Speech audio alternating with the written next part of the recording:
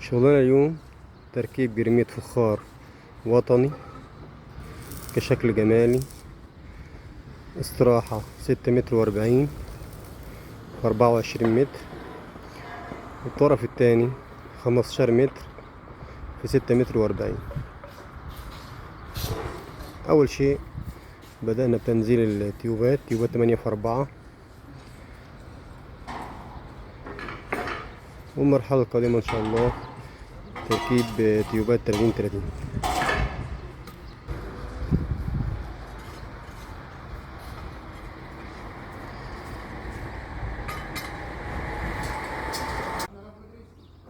وبكده تم الانتهاء من تركيب تيوبات 80 في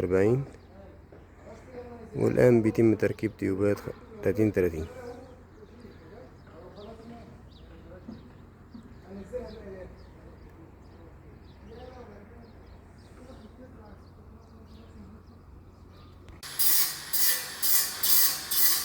وبكده تم الانتهاء من فرش التيوبات 30 في 30.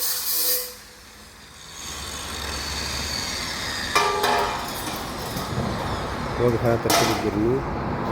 طبعا الجرنيت هنا هيبقى فخار وطني مرشوش أزرق.